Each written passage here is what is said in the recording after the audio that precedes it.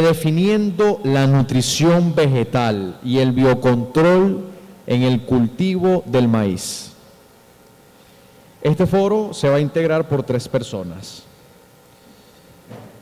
En primer lugar, presentamos, y a medida que la vamos presentando, van tomando asiento, presentamos a el ingeniero agrónomo. Con mucho orgullo y con mucho honor tengo esta dicha de presentarlo, el ingeniero agrónomo Carlos Graterol. Él es ingeniero agrónomo de la UCLA con 46 años de experiencia profesional. Durante los últimos 9 años se ha destacado como especialista en nutrición vegetal y fertilización foliar, liderando investigaciones y desarrollo de productos en Agroindustrias América y Fertiwipe. Señoras y señores, vamos a darle un fuerte aplauso para recibir al ingeniero agrónomo Carlos Graterol.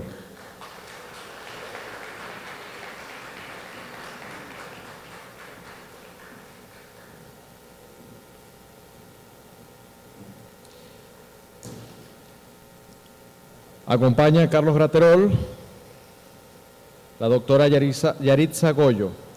Ella es bióloga con maestría en fitopatología UCLA, doctorado en biotecnología agrícola, mención vegetal, docente investigador, además jefe del Departamento de Ecología y Control Calidad del Programa de Ingeniería Agroindustrial en la UCLA. Un fuerte aplauso, por favor, para la doctora.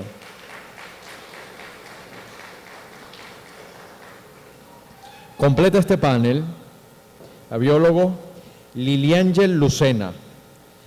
Ella es biólogo, micólogo, citogenetista de aseguramiento de calidad y procesos, con licenciatura en la Universidad Central de Venezuela, mención botánica, micología, especialización en citogenética clásica y molecular en la Universidad Nacional de Colombia, con diplomado calidad ISO 9001 e ISO 22000 en la Universidad Lisandro Alvarado. Vamos a recibir con un fuerte aplauso a Liliángel Lucena.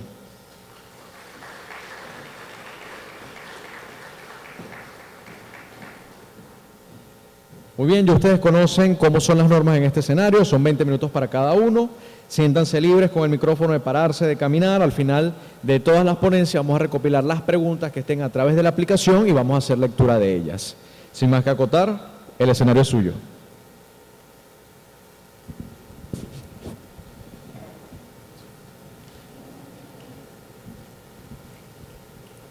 Bien, iniciando esta parte de la tarde de hoy, vamos a hablar un poco sobre los microelementos. En la nutrición vegetal existen 19 elementos esenciales, 3 de los cuales son los macroelementos, nitrógeno, fósforo y potasio.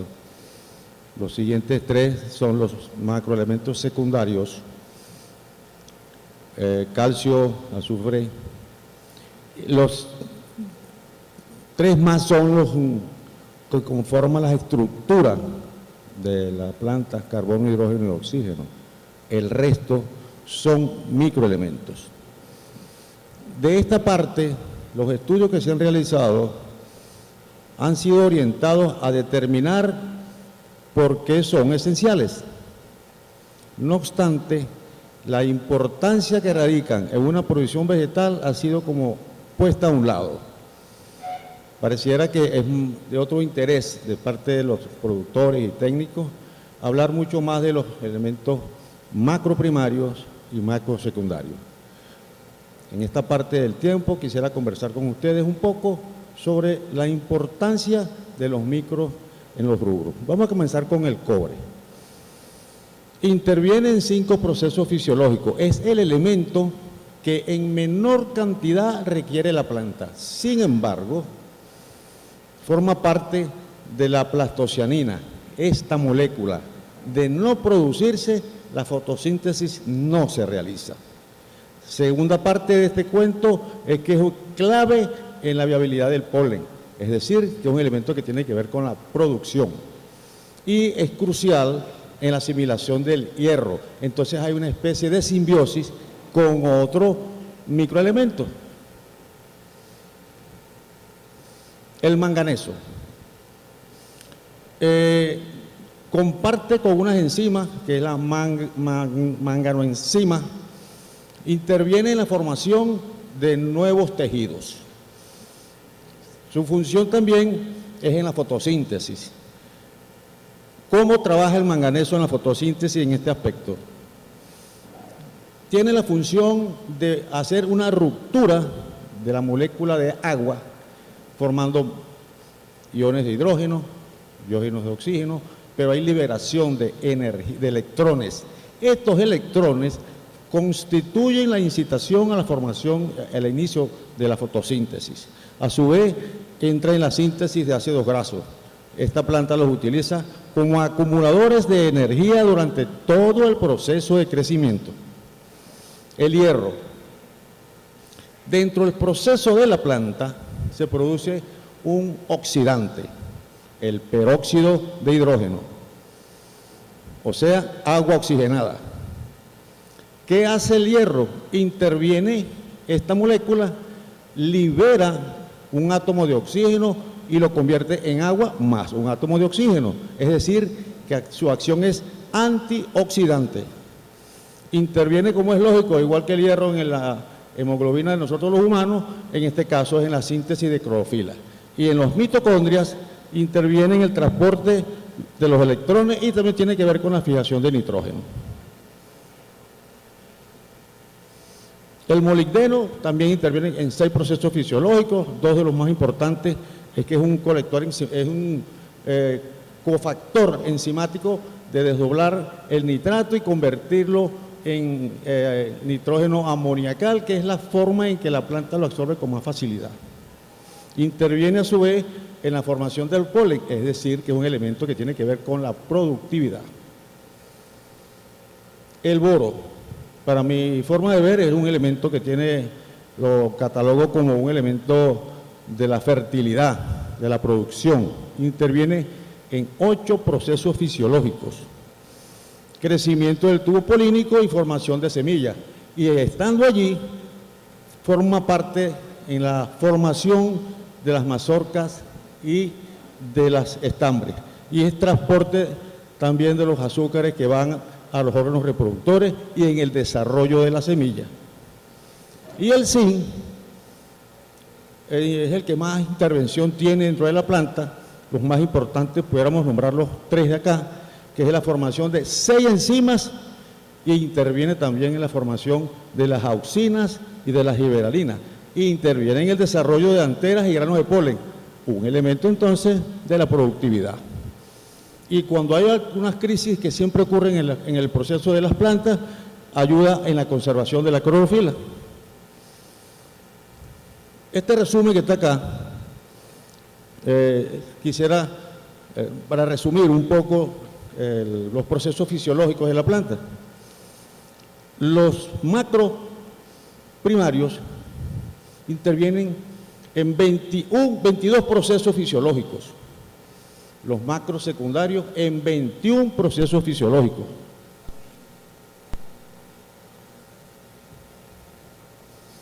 Ya, en 21 procesos fisiológicos, pero los micros intervienen en 48. Son los elementos que la planta requiere en menor cantidad, pero se activan 48 procesos fisiológicos. 91 procesos están puestos allí. 52.7% de los procesos fisiológicos están sobre los hombros de los microelementos. Si nos vamos al cuadro grande, por ejemplo, vamos a hacer un resumen rápidamente allí. El metabolismo del nitrógeno, por ejemplo, intervienen 7 elementos, 4 de los cuales son microelementos. En la síntesis de activación enzimática, 6 funciones fisiológicas, 3 las hacen los micros, 3 las hacen el resto de los macroelementos. Y en la calidad de la cosecha, el ejercicio es parecido. Hay 8 procesos, 4 de los cuales dependen de los microelementos. Pero también tenemos que hablar, si queremos conocer la importancia que son estos microelementos en un proceso productivo, vamos a hablar rápidamente de algunos síntomas de deficiencia, y quiero hacer un énfasis aquí en unos aspectos muy peculiares. Por ejemplo, el zinc, clorosis intrarenal, que va de la nervadura central a la orilla de las hojas. El boro particularmente comienza con un secado en el extremo de la hoja que se va extendiendo hacia la parte de mayor área foliar, principalmente por las orillas. El manganeso es una deficiencia muy particular, se detecta con mucha facilidad, hay una clorosis notoria entre lo que se observa allí en amarillo y la vena que es totalmente verde, una clorosis intervenal muy definida. El molibdeno también aparece de clorosis intervenal. Son como rayas cloróticas que aparecen en la hoja y un daño bien severo es que en las orillas se forman como arrugas, la hoja se pone como corrugada. El hierro también tiene de clorosis intervenal, pero las hojas, el tamaño de los entrenudos es mucho más corto. Y el cobre, con deficiencia también de clorosis intervenal, pero una clorosis muy pronunciada en la base de la hoja. Y cuando hay una deficiencia muy pronunciada, las orillas se tornan como dobladas, se doblan más hacia adentro que en otras oportunidades.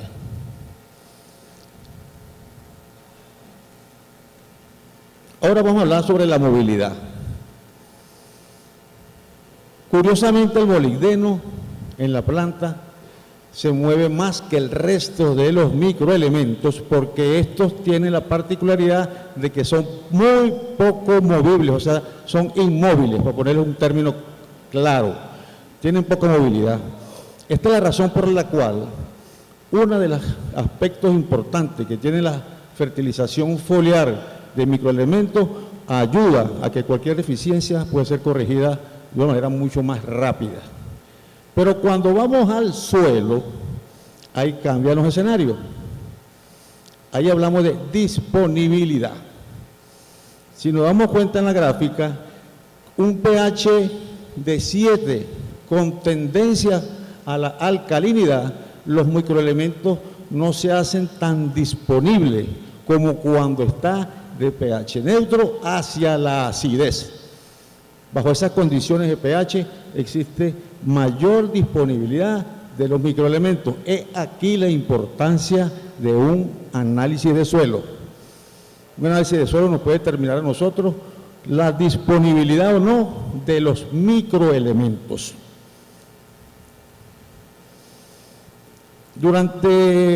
Desde el año 2020 hasta el ciclo pasado, hicimos 15 ensayos en maíz en 3 localidades distintas, Guárico, Portuguesa y Barinas, con unos cuantos materiales. Aquí traje 5, 2 nacionales, pero 3 nacionales y 2 importados. La columna verde fue un tratamiento nutricional basado en fertilización NPK, granulado, foliares más microelementos, 4 aplicaciones de foliares, 4 aplicaciones de microelementos. La columna amarilla fue fertilización NPK granulada, foliares, pero excluimos la aplicación de microelementos. Y la columna azul, simplemente las aplicaciones normales granuladas de NPK. Una de las respuestas que hemos observado y la tendencia que hay es al peso del grano. Todos nuestros ensayos confirmaron que el grano pesa más en la medida que usted le hace una completa alimentación nutricional a la planta, y cuando hago completa estoy hablando de todos los productos que se utilizaron en esta formulación. El que más se destacó fueron los productos nacionales, el material genético nacional, no voy a hacer nombres para no crear susceptibilidades, pero las respuestas fueron similares. Convirtiéndolo en productividad, por ejemplo, la columna verde giró la banda de producción entre 7.035 y 8.899. En la barra amarilla, la banda de producción osciló entre 6.742 a 8.559 y la azul osciló entre 5.329 y 7.838. Por todos los números que hemos sacado, esa es la forma con que las plantas pueden producir más. Tiene que haber una excelente nutrición para poder llegar a estos valores. En esta parte me quiero detener en algo como que las plantas hablan. Ese es un viejo cuento que lo oí de hace tiempo, cuando era estudiante, de eso hace tiempo, que las plantas hablan. Y uno de los mejores diálogos que la planta nos manda es cuando hay estrés hídrico. Cuando hay déficit, las plantas, las hojas, perdón, se ponen como la cebolla, se enroscan. Pero cuando es el extremo, o sea, se aguachina, la clorosis es total y el crecimiento es muchísimo menor. Debajo están viendo la sintomatología que les mostré al principio. Por alguna razón la planta nos quiere comunicar algo. Tienen clorosis intervenal cada vez que les falta un microelemento. En una oportunidad tuve la ocasión de participar en una tesis de posgrado basada en los microelementos, y uno de los que estaba deficiente, por cierto, era el zinc. El trabajo consistió en determinar qué cantidad de zinc era suficiente para corregir ese elemento.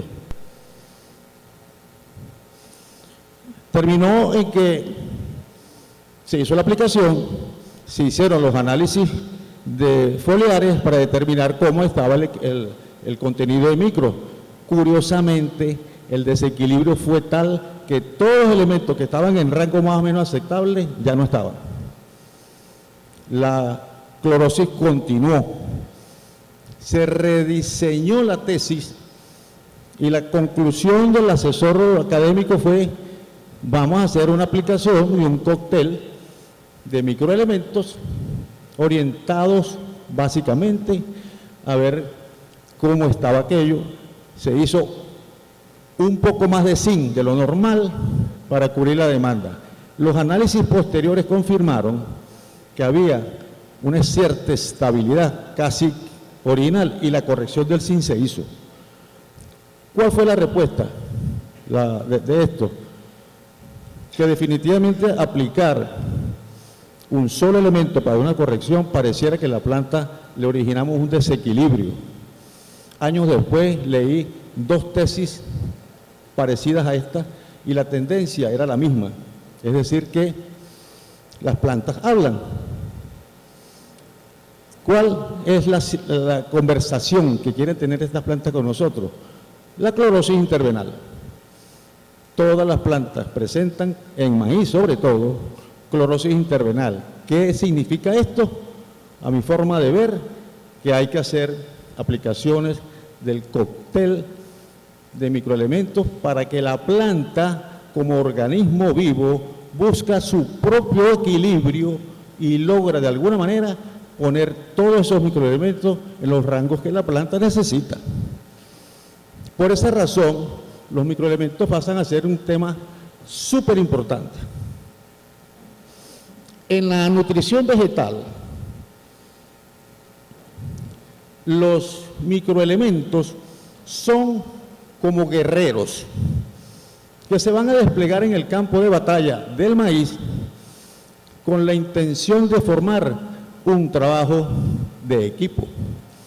Cada microelemento es un soldado altamente especializado que tiene como misión armar al maíz para que pueda enfrentar el desarrollo del crecimiento vegetativo, reproductivo y tenga que proporcionar una defensa nutricional exitosa, eficiente y que cumpla las condiciones por las cuales fueron aplicados.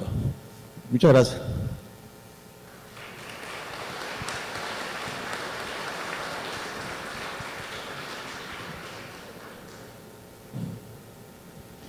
Buenas tardes. Agradecido con el comité organizador por esta invitación.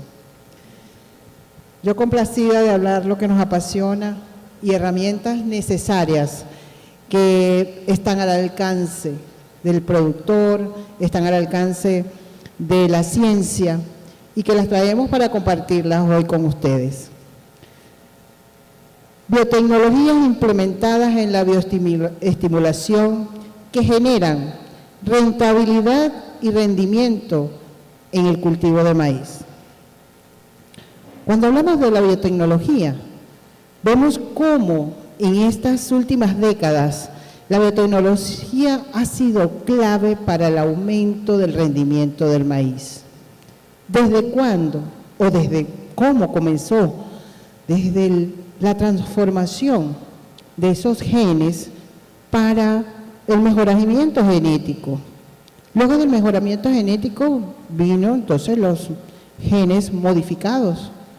Posteriormente la inclusión de organismos vivos o sus sustancias para interrelacionarse con todos los mecanismos de la planta y poder bioestimular para que la planta por sí sola genere toda una serie de elementos que tienen su genética, pero que necesita un clic. Y ese clic, para que ella accione, son los elicitores promovidos por los microorganismos. Es por eso que en Venezuela se desarrolla una tecnología de alto rendimiento basada en la producción de bioproductos utilizando microorganismos vivos, pero con altas concentraciones.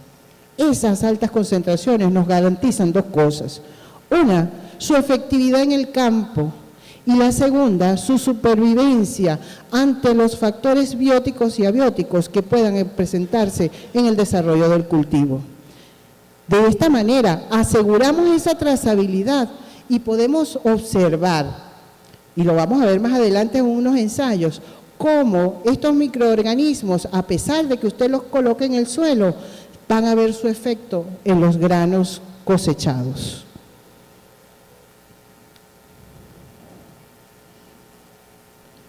Esta biotecnología Vidatech se basa en la selección de cepas nacionales.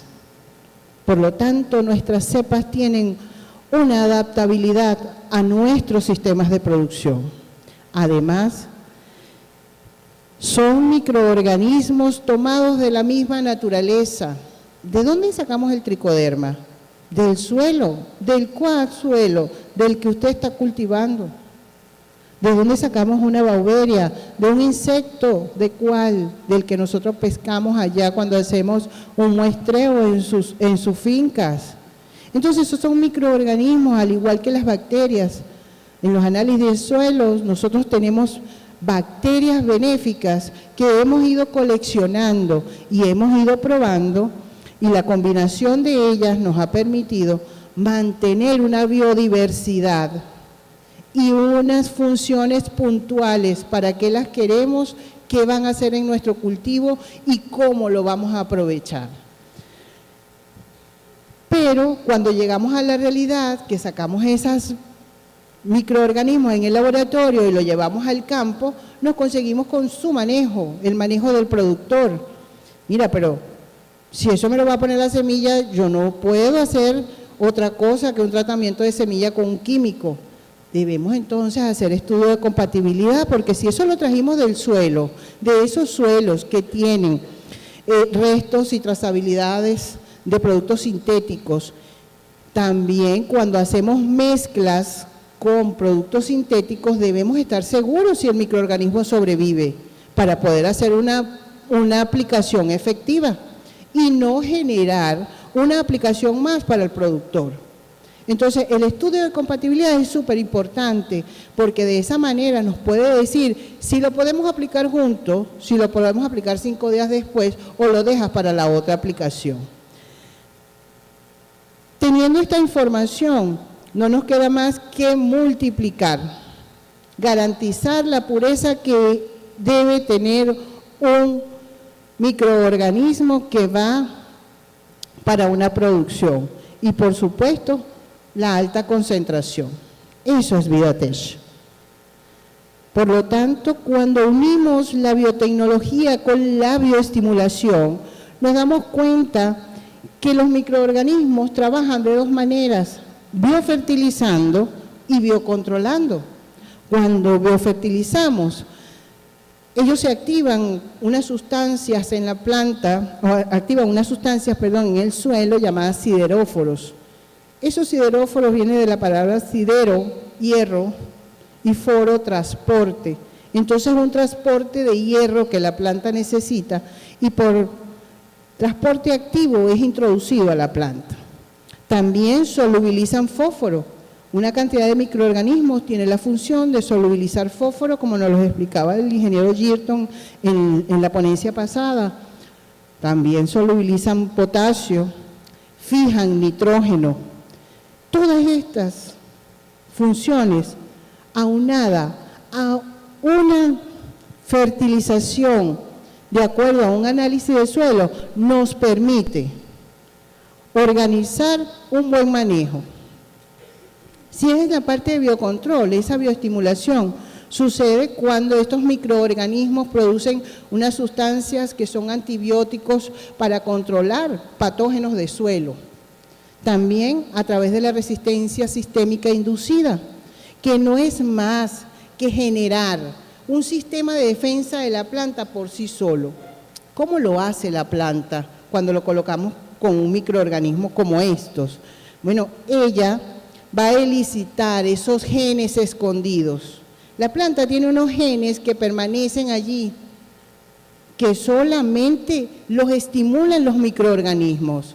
Y estos microorganismos comienzan a trabajar dentro de la planta y ella cree que la está atacando un patógeno y comienza a producir fitoalexinas, hormonas, vitaminas, pero le van a quedar en una sustancia de reserva que cuando verdaderamente venga un patógeno lo va a soltar y va a poder defenderse. Y así como combinado con estos nutrientes macros y micros, pueda ella formar sustancias de oxidación. Cuando llegue un patógeno a una hoja, ella inmediatamente va a oxidar y va a hacer un círculo de oxidación, de manera que el patógeno no tenga allí donde comer y se quede allí y muera. Entonces, ella misma va defendiéndose con todas estas sustancias. Y la producción de enzimas, estas enzimas importantes porque van a ser precursoras de las gibberelinas, de las auxinas, que son promotoras de crecimiento y, por supuesto, van a generar un desarrollo en la planta con todos estos elementos disponibles mucho más rápido y más sanos. Por lo tanto, conociendo esto, tenemos que ver cómo ensamblamos esa ponencia anterior, que hay nutrientes, esa de esta mañana que nos hablaba de los suelos. Estos microorganismos no son todos aislados. Esto es un ecosistema. Cuando lo empecemos a ver aislado, estamos equivocados. Esto es un sistema. Y en este sistema tiene que estar el manejo de cada uno de estos elementos en su momento. Y la aplicación de los microorganismos tiene que ir en los momentos que la planta los requiera. ¿Cuándo comienza el manejo con microorganismos? Desde el suelo. El suelo. Usted termina una cosecha, comienza un nuevo cultivo y allí tiene su mayor riqueza, su suelo. Su suelo es su capital y ese suelo es el que hay que darle vida. Y ese suelo, por naturaleza, porque la naturaleza es sabia, deja los restos de cosecha que son lo que usted necesita para el próximo ciclo. Pero usted me va a decir, sí, pero en esos restos de cosecha están los insectos y están los patógenos. ¿Y cómo hago? Si los dejo, mejor los quemo. Y entonces, ¡pum!, los queman. Cuando los queman, se llevan toda una cantidad de vida en esa quema. Además, cambian la estructura del suelo y botan los macros y microelementos que allí pudieron haber quedado de la cosecha pasada. ¿Quiénes? ¿Con quién nos aliamos para aprovechar eso? Con los microorganismos. Pero entonces ahora sí hay que hacer un manejo. Hay que identificar qué patógenos tienes, qué insectos tienes y además qué es lo que quiero con ese suelo. Lo que quiero es que se me transforme esa materia orgánica más rápida. Metemos microorganismos transformadores. Esos microorganismos que son desdobladores de celulosa y lignina. Pero también quiero esos microorganismos me vayan regulando los patógenos. Entonces debo meter microorganismos que tengan antibiosis y que puedan controlar patógenos. Pero tú sabes también que tengo ahí insectos. Tengo el coco huihuao, tengo una cantidad de insectos, unos coleópteros que me están haciendo daño, tengo espodóptera. Entonces tenemos que meter microorganismos que vayan regulando ese tipo de insectos. Es manejo. Después que nosotros sabemos qué tenemos en el suelo, podemos entonces implementar el manejo para el control de todo esto. Ya le ganamos un paso adelante a nuestra siembra. Posterior a eso, también tenemos el manejo agronómico. En ese manejo agronómico van incluidos los microorganismos desde tratamiento de semilla y de acuerdo a lo que tengamos un análisis de suelo, podemos hacer otro tratamiento para el control de patógenos. Y el potencial genético de la planta. Si nosotros lo que queremos es, como varias empresas que están por acá, tener una calidad de granos para semilla, entonces allí vamos garantizando que la trazabilidad de patógenos va a ir disminuyendo.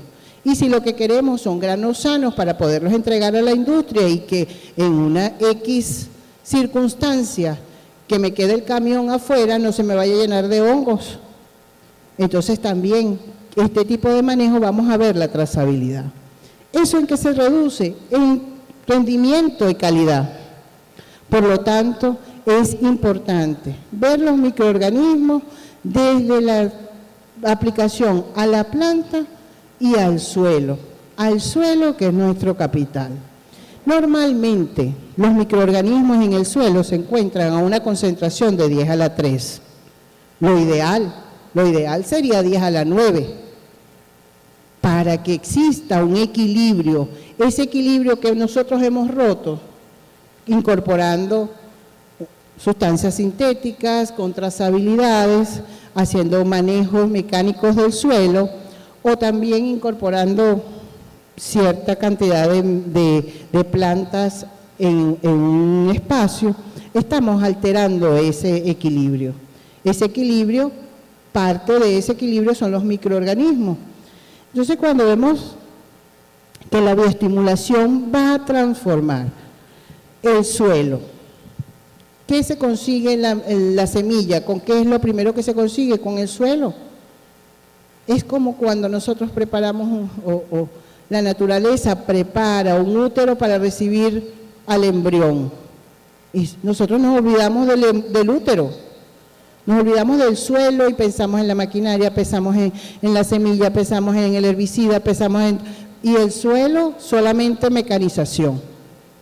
Entonces ese equilibrio debemos involucrarlo porque lo que arranca bien, termina bien. Fíjense, la bioestimulación para la germinación del maíz, la producción de raíces. Eso le va a permitir soportar mayormente su estrés, ya sea por sequía o por exceso de agua, que es lo comúnmente que nosotros vemos esos estrés en nuestros maíces. El desarrollo de las plantas, pues, nos los va a evidenciar. Una buena formación de raíces va a evidenciar un buen desarrollo vegetativo. Si es un análisis de suelo, si es un manejo de suelo, volvemos aquí lo que nos decía Ayrton hace rato, debemos primero hacer un análisis de fertilidad y microbiológico. Mayormente el productor está acostumbrado a hacer análisis de fertilidad, pero qué importante cuando usted sabe con qué enemigo se va a enfrentar. Si usted desconoce su enemigo, no le va a armar ninguna estrategia para poder dominarlo. Pero cuando usted hace un análisis de fertilidad y un análisis microbiológico, sabe cuál es la deficiencia y sabe cuáles son los enemigos que tiene allí. Y por supuesto, va a montar un manejo. El pH y la conductividad eléctrica son básicos para nosotros también. Tomar decisiones de qué elementos vamos a colocar y cómo lo vamos a colocar. Si es necesario un regulador de pH, si es necesario una fertilización foliar y no edáfica, entonces las vamos a ir de acuerdo a ese análisis. Igual la materia orgánica. Esa materia orgánica que es indispensable para el desarrollo de los microorganismos. Evaluar nuestra materia orgánica, irla trabajando hasta llegar a niveles óptimos es importante, porque ella muchas veces va a regular. A veces nos hemos conseguido con casos donde el pH y la conductividad eléctrica son altos y tú dices, pero bueno, se dio un buen cultivo, pero cuando evalúas la materia orgánica también era alta. Y entonces ella equilibró un poco lo que allí estaba sucediendo en el suelo. El manejo de microorganismos benéficos, el manejo de microorganismos patógenos. Y también comenzar, cuando comienza nuestro trabajo de suelo, les decía que definitivamente cuando termina el cultivo, con los restos de cosecha. Fíjense en este tratamiento, en este caso. Es un caso de aplicación de consorcio microbiano en uno de los tantos suelos que trabajamos con la empresa Seminaca en el año 2023. Allí tenemos suelos sin tratar, teníamos inicialmente una población de 3.9 por 10 a la 4 de bacterias que no eran fitopatógenas y de hongos fitopatógenos teníamos también 1 por 10 a la 4.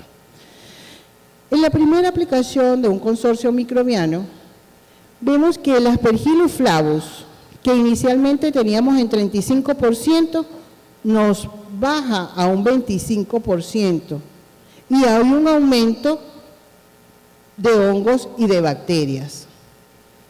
¿Qué hongos se adicionó? Se adicionaron además de Trichoderma marciano, se adicionó también Rhodotorula y se adicionó Saccharomyces.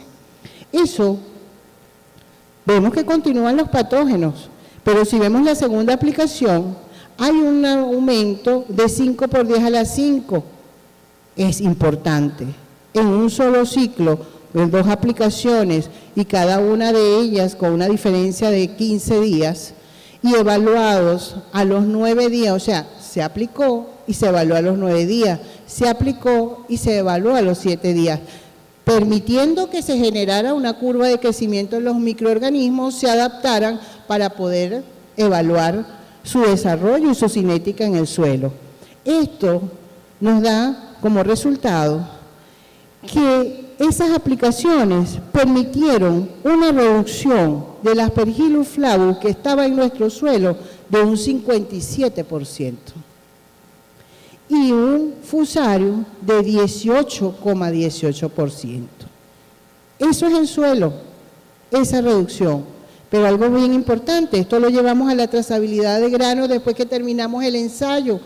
Y ese ensayo nos evidenciaba que donde no hubo tratamiento teníamos una trazabilidad de 84%. Y donde hubo, en el caso de Fusarium, y donde se le hizo el tratamiento con los biológicos, con los microorganismos, de 48%. Allí hubo una reducción de un 42% en la trazabilidad de los granos. Entonces, yo les digo, esto es un sistema. Nosotros, ¿por dónde comenzamos? Por el suelo. ¿Y dónde terminamos? En nuestros granos. Y nos vamos dando cuenta que se traslocan, que los estrés a los cuales sometemos al maíz durante todo su ciclo va a exacerbar la presencia de los patógenos. Pero si no le colocamos los enemigos naturales o los enemigos como los microorganismos benéficos, entonces vamos a tener, mira, un momento en que en nuestros campos no vamos a poder sembrar nada de tantos patógenos que tenemos. Entonces, una reducción para Fusarium de un 42 y para Aspergillus de un 46. Casos lo hemos visto en el 2005 también con la utilización de una cepa UCLA y de Dipel. Nosotros vemos una reducción del 58%. Sin embargo, en tratamientos que fueron dedicados a Fusarium, como un producto químico, no hubo control. No hubo control, porque este es un hongo que depende mucho de los factores abióticos. Entonces, la utilización de biológicos en este trabajo también ve que reduce.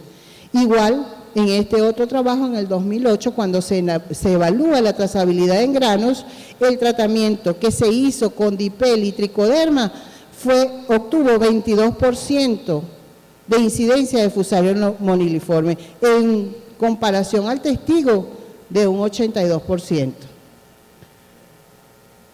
Por lo tanto, el maíz debe tener, en resumen, un tratamiento de semilla, cuando hablamos de manejo agronómico, evaluando la compatibilidad, como ya lo hemos hablado, el tratamiento de semilla, incluyendo químicos con biológicos que puedan ser compatibles, control de plagas, allí también tenemos el Troyan DBT, que es un Bacillus thuringiensis, aplicaciones de Beauveria bassiana y aplicaciones de un polisulfuro llamado sulfocálcico. Y en cuanto a la fertilización orgánica, pues aplicaciones de Vida Forte y Energy Biol a los 10, 25 y 35 días. Esto aunado a la fertilización edáfica y foliar. Por lo tanto, imágenes como esta, ya lo venimos haciendo desde el año 2013, tratando semillas con químicos y biológicos, generando,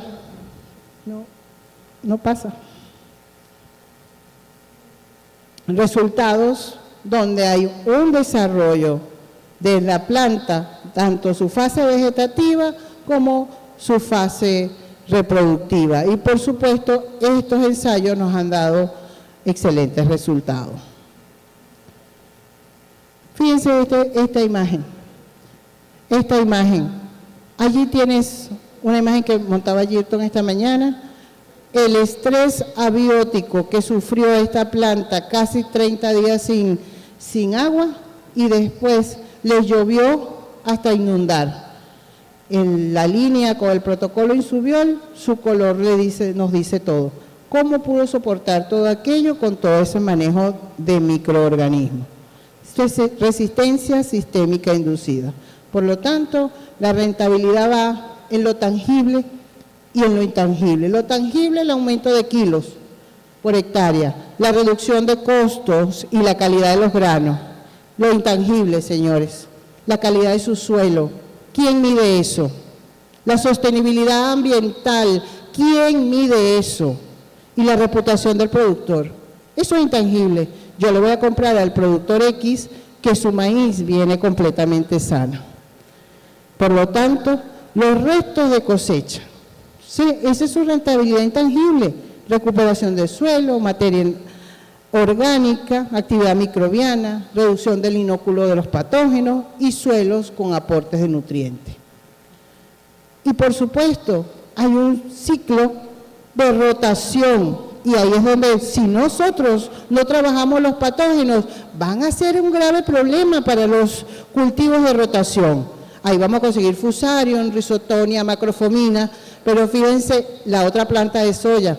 Ahí había patógenos en esa planta de soya, pero esos suelos fueron trabajados con microorganismos que le dieron la fortaleza a la planta para superar todos esos problemas que tenía al inicio.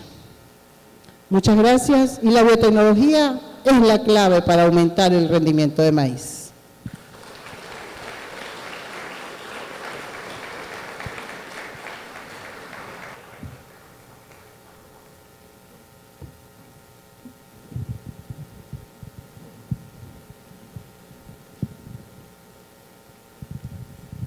Buenas tardes, gracias por la invitación. Mi ponencia se trata sobre la expresión del potencial genético del maíz por inoculación microbiana como mecanismo para rentabilizar la siembra comercial. Expliquemos un poco este título. Consiste en aplicación de microorganismos a la semilla, pero la visión no es como un tratamiento de semilla simple donde aplicamos el microorganismo y ocurre un proceso metabólico o como el que acaba de explicar la profesora, donde tenemos un proceso puntual y específico a través de la producción de metabolismos. Aquí ocurre una activación de la semilla. La activación de la semilla comienza desde los paquetes de almidones, podemos observarlos allí en la semilla como unos puntos marrones, y a su vez el embrión. Este embrión le suceden diferentes aspectos. ¿Dónde comienza la activación de la semilla? Inicialmente, cuando vemos la semilla gris en la imagen, podemos observar que ocurre un proceso de hidratación. Luego del proceso de hidratación ocurre un proceso de activación de las células dentro de la semilla. Es decir, la semilla comienza a respirar. Una vez que esa semilla comienza a respirar, dentro de las semillas un conjunto de hormonas, un conjunto de enzimas empiezan a actuar sobre los paquetes de almidones que tiene la semilla. Una vez estos paquetes de almidones que tiene la semilla son cortados, el embrión empieza a utilizar estos paquetes de almidones. A su vez, se liberan ácidos gliberídeicos propios de la semilla. Todo este sistema que tiene la semilla viene programado de acuerdo a la genética. Cuando nosotros hacemos aplicaciones de microorganismos, nosotros reprogramamos o optimizamos cada una de las fases que empieza a producir la semilla para que el embrión pueda germinar. Para que la semilla pueda germinar. Ahora bien, podemos obtener semillas que pueden tener diferentes grados de viabilidad. Los análisis de viabilidad que podemos realizar, aquí les traigo un ejemplo, son con un análisis de tetrazolio, que es algo tan sencillo como hacer una tinción de la semilla, cortar la semilla y ahí podemos observar a través de una tinción la calidad y la viabilidad de la semilla. Y esto es un factor directo de rendimiento. Al aplicar microorganismos, ese factor de viabilidad nosotros vamos a optimizarlo. Es decir, si tenemos un factor de viabilidad de un 80% y aplicamos microorganismos, el microorganismo va a activar la batería enzimática o toda la batería que se requiera para que ocurra todos los procesos y ocurra el 80% de viabilidad y tengamos rendimientos óptimos. Ahora bien, no necesariamente sin la aplicación de microorganismos toda esta batería se va a activar. ¿Debido a qué?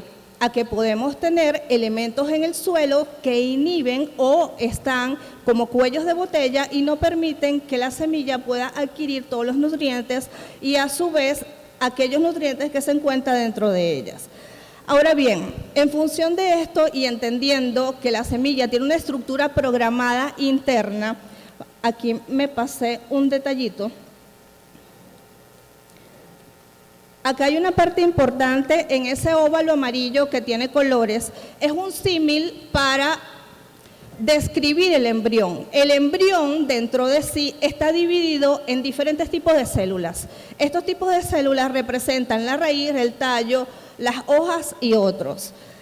La activación de cada una de esas células dentro del embrión depende de señales específicas que manda todas las sustancias que se encuentran dentro de la semilla. Para que esto suceda deben existir activadores. Estos activadores, cuando se colocan los microorganismos, se exacerban. Entonces, al exacerbarse, lo que nos permite es potenciar la viabilidad, la expresión de la viabilidad, entendiéndose que la semilla trae una viabilidad propia de sí misma y con la activación de cada uno de estos químicos dentro de la semilla, propios de la semilla y producto de la metabólisis o la acción del microorganismo sobre la semilla, esta viabilidad se maximiza. Ahora bien, en función de lo que explico, hay una gran pregunta. ¿Podemos programar el éxito de la semilla y las plantas? Sí se puede. ¿Y cómo podemos hacer esto? Perdón. A través de ingeniería de microorganismos. ¿Qué quiere decir ingeniería de microorganismos? Implica que una vez que extraemos los microorganismos de la naturaleza, podemos hacer modificación del mismo sin necesidad de inclusión genética. Ahora bien, ¿cómo hacemos esto? En este caso, evalúo una propuesta general que realizan en el país de diferentes tipos de microorganismos, que se utilizan para el maíz específicamente. Hay dos tipos, microorganismos de primera generación y microorganismos de segunda generación. Los de primera generación son los que ya conocemos, Azospirillum, Azotobacter, Bacillus megatherium, Bacillus subtilis, Trichoderma, etc. Ahora bien, los microorganismos de segunda generación, que son escasamente descubiertos hace 10, 15 años, son aquellos como Bacillus amyloquefaciens, Bacillus pumilus, Bacillus tequilensis, Bacillus amyloquefaciens, Bacillus siamensis y Bacillus tequilensis. Estos microorganismos traen una generación diferente y una visión diferente del manejo de microorganismos, porque estos microorganismos tienen altas capacidades de formación de químicos. Entonces, la visión del biológico se modifica. ¿Cómo se modifica? Nosotros realizamos aplicación de microorganismos de primera generación para inducir algunos cambios en la planta. Ahora evaluamos el microorganismo en laboratorios, determinamos qué sustancias químicas pueden producir estos microorganismos y a su vez qué acción químicamente hablando estos microorganismos tienen sobre las plantas. A través de esta evaluación y de este sistema podemos tomar decisiones asertivas en relación a qué microorganismo se le coloca al maíz. Es decir, que no es que Azotobacter fije nitrógeno, que no es que Bacillus megatherium solubilice fósforo, no, es el maíz que necesita, cuándo lo necesita y cómo lo necesita en función de su propia fisiología. Ahora bien, estudiando de forma independiente cada uno de estos microorganismos que les acabo de mencionar y algunos otros, le traigo esto solamente de modo ilustrativa, hemos determinado que hay 5 microorganismos para el maíz, los cuales generan una eficiencia y una productividad distinta al resto de los microorganismos, fundamentados en qué? En la batería química que contienen ellos y la acción sinérgica o conjunta en porcentuales medidos, que es distinto a unidades formadoras de colonia. Cuando hablamos de unidades porcentuales, es idéntico cuando usted ve una formulación química en un envase. Tengo 10% de nitrógeno, 15% de fósforo, 40% de potasio. En este caso, la formulación microbiana es exactamente igual, siendo independiente del título o la cantidad de bacterias que contengan, que ya sería otro tema. Ahora bien, cuando hacemos la evaluación de los metabolitos o de las sustancias químicas que proveen estos microorganismos, podemos determinar atributos fundamentales para hacer el desarrollo de un producto o de un inoculante específico para el maíz. ¿Qué queremos nosotros? Ahí tenemos que pensar qué vamos a decidir. Podemos tener acciones como nutricional, bioestimulante, hormonales, resistencia sistémica inducida, resistencia a elementos abióticos, sumamente importante para nosotros en este momento, cuando tenemos altos niveles de sequía, tenemos variaciones en la temperatura impresionante desde la mañana a la noche, o tenemos un desfase al sistema de siembra al cual estamos acostumbrados. A su vez, tenemos microorganismos que mejoran el suelo y tienen acción plaguicida. Entonces, cuando nosotros formulamos un producto, nosotros no podemos creer que vamos a abordar todo eso al mismo tiempo. Eso no pasa. Ah, sí, los microorganismos tienen la cualidad, tienen la característica que pueden ser plaguicidas, característica que puede ser fungicida, característica que puede estimular, pero dependiendo del sistema porcentual que se le coloque en la fórmula del producto, entonces tendrá una acción distinta a pesar de tener el mismo microorganismo.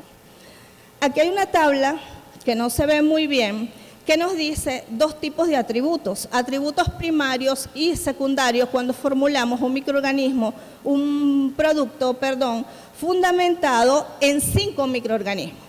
Que son los 5 microorganismos que nos dictamina posterior a hacer un análisis experimental cuáles tienen más afinidad para potenciar los rendimientos en el maíz. En este caso es Trichoderma longibrachiatum, Bacillus pumilus, Bacillus subtilus, Azotobacter y Azospirillus. Pero aquí pasa algo muy interesante. La literatura dice que el Azospirillum, igual cuando uno hace los análisis el Azotobacter, cuando uno hace los análisis en el laboratorio, que fija nitrógeno atmosférico o también fija nitrógeno que se evapora a partir de la volatilización del fertilizante mineral. Pero resulta ser que cuando medimos el Azospirillum, el Azotobacter de manera independiente con el maíz, en realidad lo que hace es promover la síntesis de aminoácidos más allá de fijar nitrógeno atmosférico. Entonces, si hablamos de un producto que solamente tiene Azotobacter para el maíz, estamos hablando de un producto que tendría deficiencias para la fijación de nitrógeno. Por consiguiente, tenemos que colocarle algún otro microorganismo que tenga la capacidad de secuestrar el nitrógeno, bien sea de la atmósfera o, lo más importante todavía, a efectos de rentabilidad. Perdón, un segundito.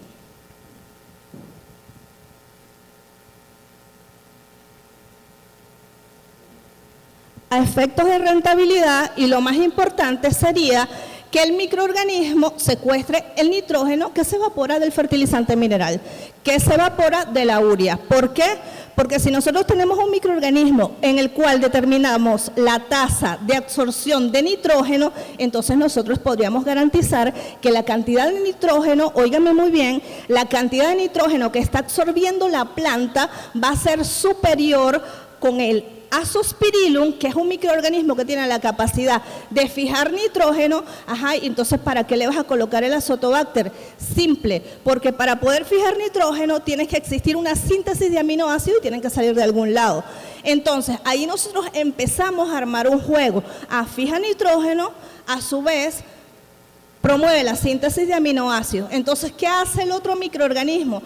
El otro microorganismo solubiliza fósforo. ¿Qué hace el otro microorganismo?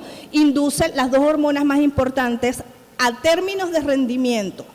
La primera hormona de ellas es la giberilina y la segunda es un brasiesteroide. El brasiesteroide es una hormona que no se habla mucho de ella. Sin embargo, es la 6ª hormona. ¿Qué hace el brasiesteroide? Simple, hace que todo sea más grande. Es decir, nosotros vamos a tener granos más grandes, vamos a tener mazorcas más grandes y va a inducir mayor número de granos. Ahora bien, mezclamos todo este conjunto de microorganismos determinándose químicamente hablando la incidencia porcentual que tendrían sus sustancias, las sustancias que generan dentro de la planta. Ahora, ¿cómo se mide eso? O sea, ¿cómo yo sé que eso es cierto? O sea, ¿cómo sucede eso? Es muy sencillo. Los primeros 8 días, cuando uno inocula la planta, uno puede hacer un análisis que se llama análisis de fluorescencia. Ahí tenemos 2 imágenes. El análisis de fluorescencia es simplemente cuando nosotros tenemos la plántula, hacemos un corte transversal del tallo y se le coloca safranina y se le coloca rayos ultravioletas. Si ese tallo genera una luz, emana una luz, entonces quiere decir que está funcionando, están actuando esos microorganismos. ¿Pero por qué pasa eso? O sea, ¿pero por qué emana una luz? Muy sencillo. Tenemos un conjunto de microorganismos que está obligando a la planta a moverse, a activarse, que va muchísimo más allá de su comportamiento regular. Entonces, se transforma esa energía en 2 cosas, en luz o calor. ¿Y qué pasaría si se transforma en calor? Hay algo que se llama mitocondrias, tenemos un flujo de electrones dentro de las mitocondrias y la planta se dañaría. Entonces, ¿qué hace la planta como mecanismo para que eso no suceda? Transforma la energía en estados lumínicos. Ahora bien, ya sabemos que existen microorganismos que funcionan más que otros, que hace un microorganismo en relación a otro, pero ahora imagínense la pesadilla de tener que ir a campo con un microorganismo que se te muere por el calor. La pesadilla de ir a campo con un microorganismo que se te muere con el sol. La pesadilla de ir a campo que si tengo que hacer el análisis de suelo, porque si no hago el análisis de suelo, entonces el pH y la conductividad me va a afectar al microorganismo. O sea, realmente el manejo se hace sumamente complejo. Entonces, para saldar esto, desarrollamos ciertas bases tecnológicas. La primera base tecnológica no está asociada al suelo, sino asociada a la compatibilidad química que tenemos que generar entre los microorganismos y el químico. ¿Para qué? Para poder tener una agricultura tranquila, que yo no viva con ese estrés que compré un microorganismo y se me murió porque le apliqué el químico. Entonces, para ello, lo primero que hacemos es ingeniería genética, que se fundamenta en hacer que los microorganismos tengan compatibilidad química con piretroides, con carbamatos, con cipermetrinas y con otros. ¿Que el microorganismo viene así en la naturaleza? No, eso se llama ingeniería industrial. Entonces, promovemos una ingeniería industrial para que el microorganismo que llegue a sus manos tenga la cualidad de poder sobrevivir a químicos. Ahora bien, esa sobrevivencia no es absoluta, es porcentual. Entonces ahora pensamos, ok, ya me sobrevivió el microorganismo, ¿ahora qué hago? Bien, generamos un polímero de carácter orgánico. Si podemos ver allí esos puntitos que parecen un puntito y como una capa, otra capa y otra capa, eso es un polímero en el cual se inyectan los microorganismos y es como una cebolla. Esa cebolla es un núcleo y ese núcleo mide escasamente de 2 a 4 micras, a 5 micras, perdón. ¿Qué me hace este núcleo? Simple también, se puede adosar a la semilla y al adosarse a la semilla, entonces tiene carácter protectante, nutricional para el microorganismo. Por consiguiente, este microorganismo no depende del suelo para sobrevivir, no necesita el pH del suelo para sobrevivir, no necesita la conductividad y además tiene altos niveles de retención de agua. Por consiguiente, yo tengo una casa literal para la sobrevivencia de los microorganismos. Este polímero o esta estructura polimérica tiene la cualidad de mantenerse y segregarse por 120 días. Es decir, que yo voy a tener 120 días de microorganismos fijando nitrógeno, solubilizando potasio, generando sideróforos, dentro de otras cosas, hormonas, etcétera, resistencia sistémica inducida, entre otros. Bien, ¿qué sucede con la planta? Ocurre un flujo dirigido por estos microorganismos. Es como un director de orquesta. El microorganismo empieza a decir, tengo esto, y la planta llega y dice, me hace falta esto. Ocurre una acción sinérgica y la planta produce un conjunto de metabolitos o sustancias y el microorganismo también. Y de esta manera ocurre una exacerbación de la producción del fruto.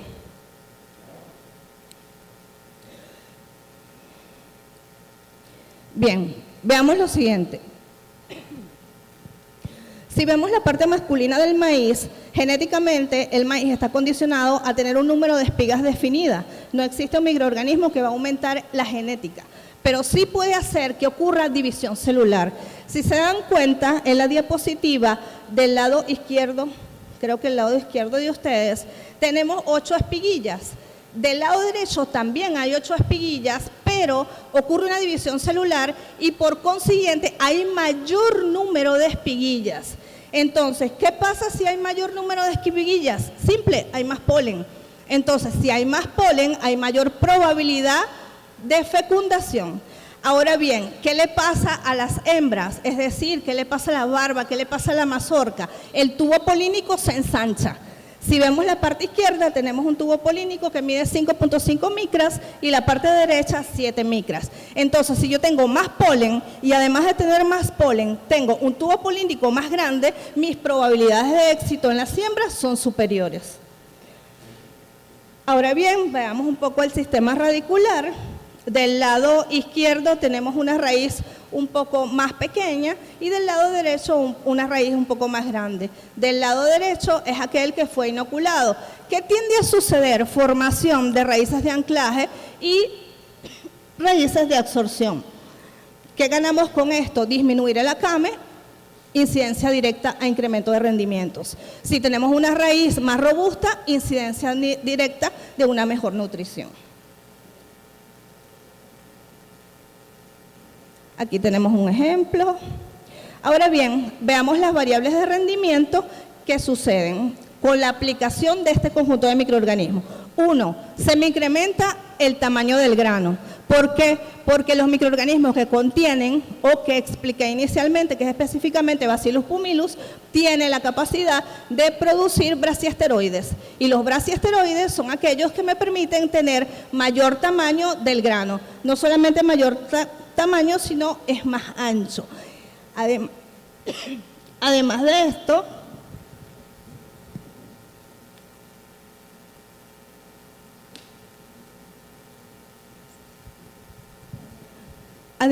esto, me homogeniza los planos. Me homogeniza los planos de la mazorca. Al tener una homogenización de los planos de la mazorca y disminuir y aumentar los planos medios, entonces ya yo estoy sumando variables de rendimiento. Entonces me aumenta el número de granos, también me aumenta el número de hileras, hay tendencia, dependiendo del material, a incrementar el número de hileras. Tenemos mayor número de mazorcas, es decir, en todo el cultivo, y a su vez tenemos una estabilidad en el peso del grano de la mazorca. Aquí tenemos un ejemplo de lo que les hablaba del tamaño del grano, del largo del grano y del plano del grano, lo cual nos confiere un incremento de rendimientos. Y por último, ¿qué estamos haciendo con todo esto? ¿Sí? Esto es una pastillita pequeñita de lo que realmente sucede y de las características que tiene cada uno de estos microorganismos como para sumarle a nuestro aprendizaje en relación a qué debemos hacer, cómo debe ser y cómo es la tecnología en el mundo en este momento, que no es mezclar microorganismos, es hacer estudios de las sustancias químicas que generan el microorganismo en relación a determinada planta.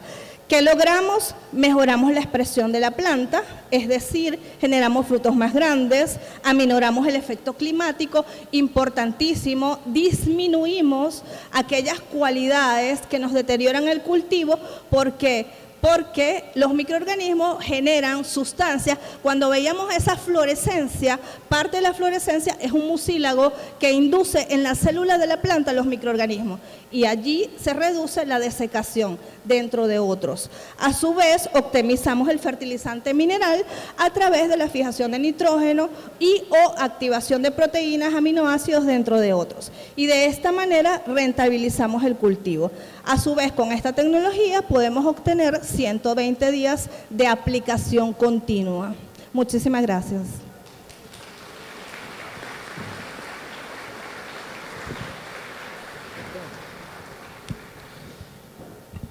Una vez finalizado el panel, nos dirigimos a la ronda de preguntas y respuestas, recordándoles que todas las preguntas se sacan de la aplicación oficial. Muy bien. Vamos con la primera pregunta. La primera pregunta va dirigida para el ingeniero Carlos Graterol. Se le envía a José Cordero. Saludos, ingenieros. Saludos, ingeniero. ¿De qué forma es más aprovechable estos elementos para la planta? Igualmente, ¿en qué momento es más necesario la aplicación y con qué frecuencia se debería realizar para notar un cambio significativo en los resultados? Bien, la planta de maíz a nivel de B2 a B4, en la base del tallo, aparecen unas células bien diferenciadas que si hiciéramos un corte bien preciso, viéramos allí una mazorca en miniatura. Una mazorca, le pudiéramos poner el nombre de bebé, un feto prácticamente. Es allí donde la misma planta nos está indicando que desde ese momento la nutrición tiene que ser incorporada no nada más con los productos macros, sea primarios o secundarios. Los microelementos tienen muchísimo que ver con la formación de ese embrión de productos, de mazorca. Desde ese momento tenemos que hacer varias aplicaciones. Nuestros ensayos que hicimos,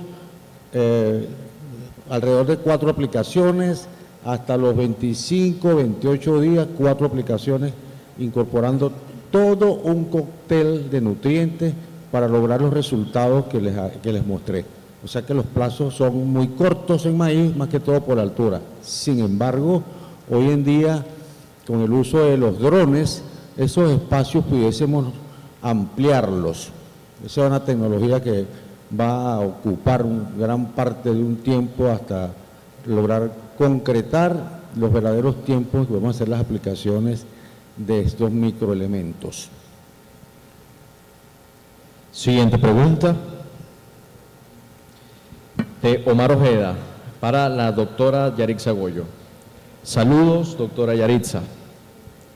Antes de proseguir con la pregunta, nosotros queremos dar un saludo y dar una cordial bienvenida a la abogada Joana Carrillo, ministra de Agricultura Urbana. Le damos la bienvenida a este foro cordial. Tome asiento, un fuerte aplauso, por favor.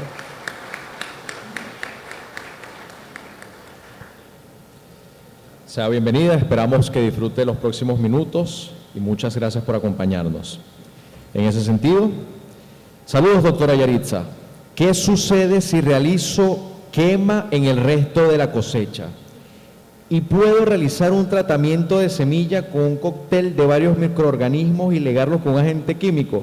Bueno, pues ya va. Esta pregunta fue como un 3 en 1, ahí le hicieron un consolidado. Le están preguntando, ¿qué sucede si realizo quema en el resto de la cosecha?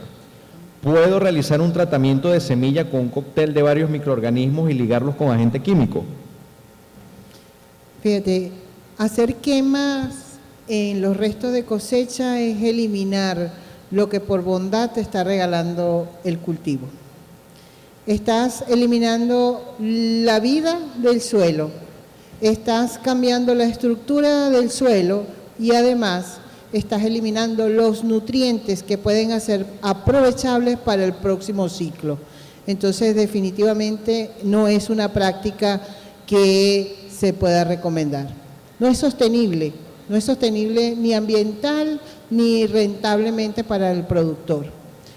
Como segundo, un consorcio de microorganismos en la semilla es válido, lo acaba de decir la ingeniera Liliani y lo hemos probado. Cada microorganismo tiene una función específica, pero nosotros no lo conseguimos así en la naturaleza. Nosotros conseguimos el consorcio en el suelo. Nosotros tenemos que simular lo que la naturaleza nos ha dado para llevarlo con la biotecnología a devolvérselo a la naturaleza. Eso es lo que podemos hacer. Que si es compatible con los químicos, sí. Hay estudios de compatibilidad y esos estudios de compatibilidad nos permiten seleccionar las moléculas que pueden ir acompañando a un tratamiento de semilla. Bien, vamos con la siguiente pregunta. De Janoy Padil. Excelente discernimiento. Desde su perspectiva, el punto de equilibrio entre la fertilización química y la inoculación con consorcios microbianos que radica entre la eficiencia productiva y la sostenibilidad ambiental. Muy importante la pregunta. De verdad, tenemos que llegar a ese punto de equilibrio.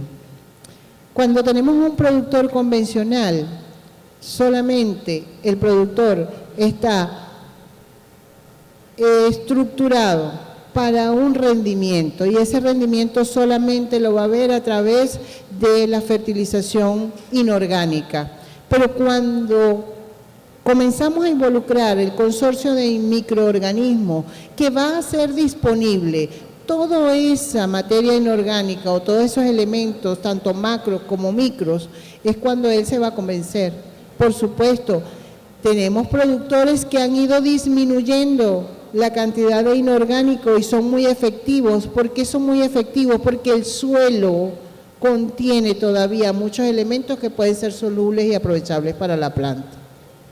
Muy bien, nos siguen llegando varias preguntas, nos quedan solamente 5 minutos, así que vamos con esta. Esta viene de Alexandra Acosta, un saludo para la delegación de la ONUDI que se encuentra presente.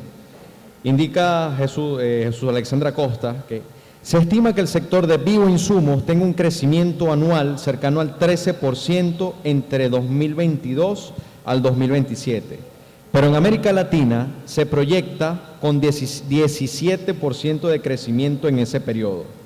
Es decir, que es un sector con muchos potenciales. Asimismo, se estima que a nivel mundial el 20% de los productores utilizan bioproductos, pero en Brasil por lo menos un 50% los utiliza. En Venezuela también es evidente un crecimiento en el sector, tanto a nivel de empresas como a nivel de diversidad de productos. En ese contexto, y viendo las bondades de bioinsumos en la agricultura, ¿cuál sería la hoja para contribuir a una mayor adopción de la tecnología por parte de los productores? Fíjese bien, importante ese análisis, hacia allá vamos, a recuperar la sostenibilidad ambiental, a recuperar nuestro suelo, a recuperar nuestro equilibrio que nos ha llevado a este calentamiento global. Indiscriminadamente hemos usado químicos, indiscriminadamente, no tengo nada contra los químicos, pero sí hay un uso racional, tenemos que volver a ese uso racional.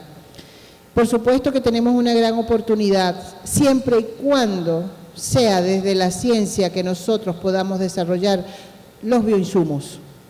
Bioinsumos sin ciencia no es factible ni sostenible.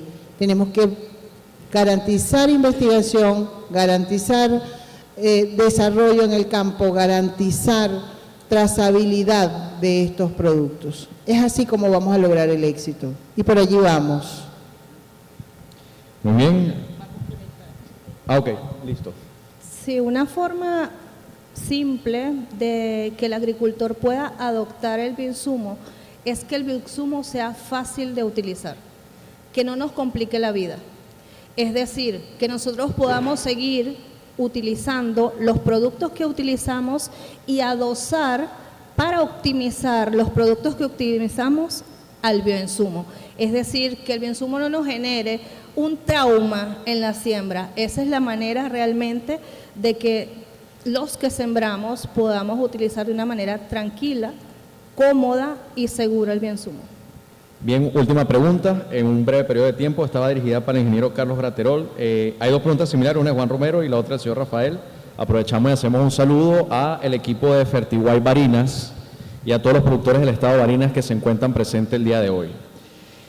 ¿Cuál puede ser la causa de la poca o nula respuesta de los cultivos a nivel de rendimiento con la aplicación de cócteles de microelementos, sobre todo en el ciclo norte-verano?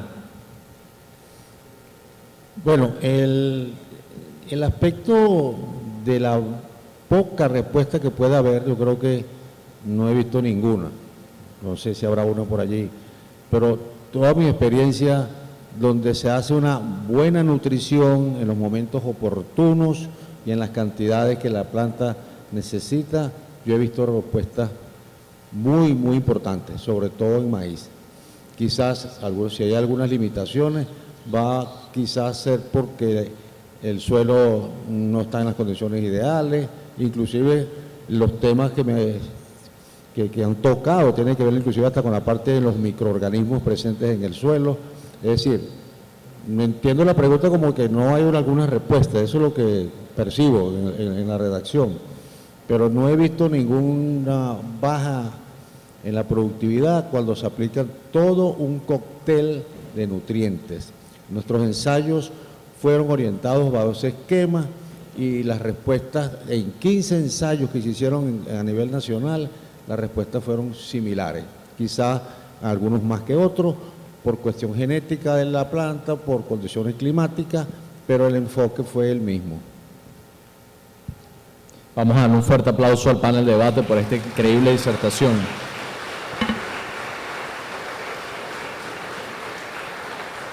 Llamamos entonces al licenciado Fernando Montenegro, quien a nombre del comité organizador en esta ocasión les entregará el reconocimiento por su invaluable aporte que han hecho al proceso de transferencia de conocimientos en el marco del segundo Expo Congreso Nacional del Maíz. Reciben entonces los ponentes. En primer lugar, la bióloga Liliangel Lucena recibe su reconocimiento a nombre del comité organizador del segundo Congreso Nacional del Maíz.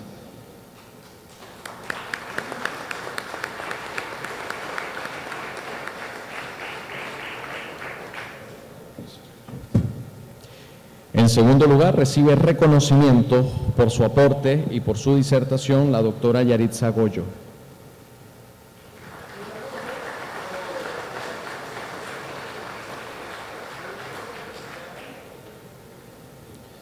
Por último, y no menos importante, recibe el reconocimiento a nombre del comité organizador el prócer e ilustre ingeniero Carlos Graterol.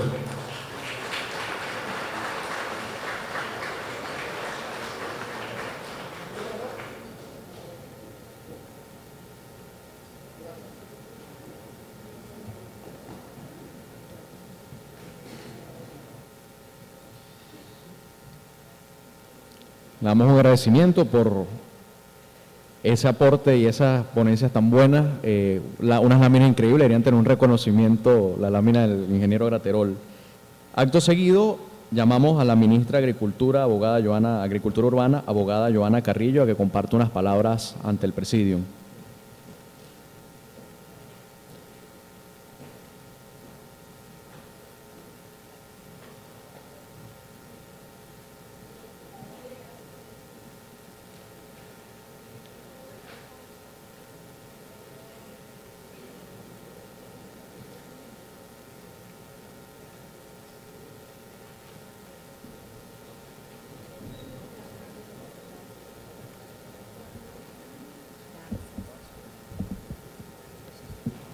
Muchísimas gracias. Bueno, de verdad agradecer al equipo organizador de este extraordinario evento, segundo congreso, de muchos que seguramente se van a efectuar y a realizar. Para nosotros es un honor no solamente compartir, sino también de observar cómo el crecimiento productivo de nuestro país se ve, no porque exista un sostenimiento de la institución como tal, sino porque son los propios productores, es la tecnología, es la invención, es el hecho de querer sacar a un país adelante, lo que sin duda alguna hace posible que hoy los productores, que hoy cada espacio productivo se vea en reverdecimiento. Nosotros sin duda estamos viendo cada una de las experiencias extraordinarias que hoy en esta expo hemos logrado visualizar, donde cada uno de ustedes ha colocado no solamente la experiencia, sino la innovación, que tenemos nosotros que no dejarlo como una observación, sino que también podamos llevar como una práctica de la política pública de verdad a todos los productores y productoras que están en las zonas urbanas, periurbanas y en el campo. Es una realidad y yo quiero compartir quizás un hecho noble y bondadoso, donde cada uno de ustedes ha permitido que lo social se vea vinculado también a la producción.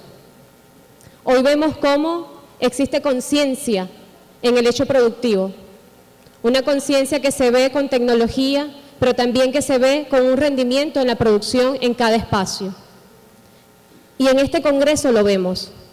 Vemos que el futuro sí es posible. Vemos que Venezuela se amalgama en una agricultura regenerativa, en un hecho que loablemente se puede lograr solamente con conocimiento y con tecnología. Ya para finalizar, solamente comentarles un dato curioso. Nuestro país, en el año 2016, lamentablemente tuvimos un déficit nutricional muy fuerte. El 36% de nuestra población estaba en déficit nutricional. 2016. Muy fuerte, no solamente para el campo, sino también para la ciudad y para cada familia venezolana. Pero en el 2023, gracias a los productores, a ustedes compañeros, a los que con conciencia se quedaron en nuestro país, a que esto se viera de manera real y reverdecida, hemos logrado bajar un déficit nutricional al 6,5% de la población venezolana. Eso no se hubiese logrado si no hubiese existido voluntad de cada uno de ustedes, más allá de la institución. Por eso, yo quiero que nos demos un fuerte aplauso, sobre todo a ustedes, a la inventiva, al conocimiento, a la voluntad que día con día le están colocando a nuestro país. Venezuela nos necesita a todos y a todas, porque sin duda alguna, la generación que viene no puede ser una generación líquida. La generación que viene tiene que ser una generación con mucha conciencia, pero solo va a ser posible si dejamos nosotros un legado sostenible, de verdad como esta realidad que los profesores y los compañeros con su ponencia nos explicaban. Venezuela, yo le comentaba a uno de los compañeros hace rato, se caracteriza por su amor, por su trabajo, pero hoy más que nunca se caracteriza porque también está produciendo y se está escuchando a quienes producen. Y es un llamado también que nos hacemos nosotros desde la institución de gobierno. No podemos creer que la política pública debe ser espalda a quienes producen. Debe ser más bien con ese oído unísono a escuchar cómo se está produciendo y de qué manera podemos apalancar la producción. Así que de verdad muchísimas gracias y que sean muchas expos como estas en todo el país. Un abrazo.